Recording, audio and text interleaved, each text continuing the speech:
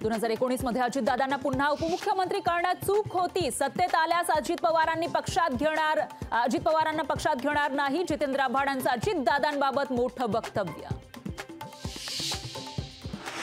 सोम्या गोम्याच्या प्रश्नावर मी बोलत नाही, अजित पवारांचा राऊतांना टोला। सोम्या गोम्या कोण ते 2024च्या निवडणुकीत कळेल, संजय राऊतांचा पलटवार।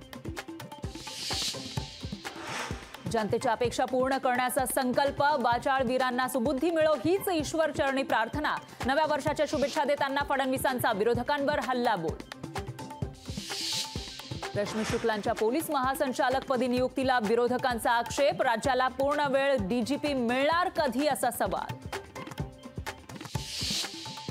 मराठा समाजाला कायद्याच्या चौकटीतलं आरक्षण देण्यासाठी वर्ष लागणार। चंद्रकांत पाटलांच्या वक्तव्यानं सरकारमधील विसंवाद उघड।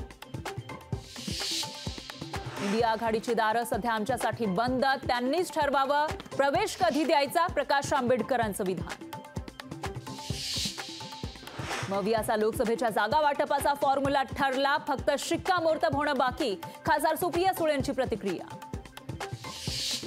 रत्नागिरी सिंधुदुर्ग लोकसभा मतदारसंघातून भाजपचे रवींद्र चव्हाणांना उमेदवारी मिळण्याची शक्यता। चव्हाणांच्या उमेदवारीनं राणे आणि सामंतांच्या दावेदारी संपुष्टात।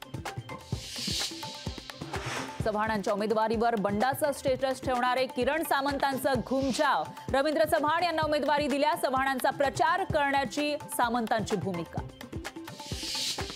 केंद्रीय गृहमंत्रालयाचं मोठं पाऊल, केंद्राकडून सतविंदर सिंग उर्फ गोल्डी ब्रार दहशतवादी घोषित। यूएपीए अंतर्गत गोल्डी ब्रारला केलं दहशतवादी घोषित। रामलल्लाच्या मूर्ती स्थापनेचं विठुरायाला निमंत्रण। अयोध्या राम जन्मभूमी ट्रस्टचे कोषाध्यक्ष किशोरजी व्यास यांनी विठ्ठल रुक्मिणीच्या चरणी अक्षता कलश ठेवून दिलं निमंत्रण। हिट अँड रन कायद्याला चालक संघटनांचा विरोध, काही ठिकाणी रास्ता रोको तर काही ठिकाणी बंद।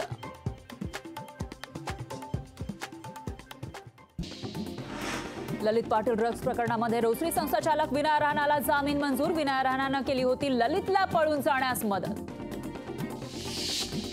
आगामी लोकसभा निवडणुकांसाठी भाजपकडून चाचपणी सुरू। मुंबईतील 6 लोकसभा जागांचा विधानसभा निहाय आढावा घेतला जाणार। भाजप प्रदेशाध्यक्ष चंद्रशेखर बावनकुळे घेणार आढावा। भाजपची राम मंदिरासंदर्भात उद्या दिल्लीत बैठक, ज्येष्ठ नेत्यांसह भाजप प्रदेशाध्यक्ष राहणार उपस्थित। उद्धव ठाकरे काँग्रेस पक्षश्रेष्ठींमध्ये फोनवरून चर्चा, जागा वाटपाबाबत मतभेद नाही। भाजप विरोधात एकत्र लढायचा उद्धव ठाकरेंची भूमिका, लोकशाहीला सूत्रांची माहिती।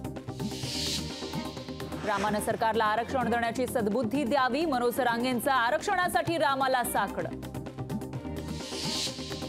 अब्दुल सत्तारांचे लावलेले बॅनर मराठा आंदोलकांनी काढले। सिल्लोडमध्ये वाढदिवसानिमित्त लावले होते बॅनर, आरक्षण मिळेपर्यंत बॅनर लावू देणार नाही, मराठा आंदोलकांचा पवित्रा। अहमदनगरमध्ये पुन्हा कोरोनाचा शिरकाव, 2 विद्यार्थ्यांना कोरोनाची लागण। अमरावतीमध्ये स्वाभिमानी शेतकरी संघटना आक्रमक, पीक विम्याच्या मागणीसाठी ठिय्या आंदोलन। जिल्हा कृषी अधीक्षकांच्या कार्यालयामध्ये भजन करत केलं आंदोलन। चांदवडमध्ये प्रहार संघटना आक्रमक, केंद्र सरकारच्या धोरणांचा चांदवडमध्ये निषेध। कांद्याच्या माळा गळ्यात घालून केंद्र सरकारचा केला निषेध।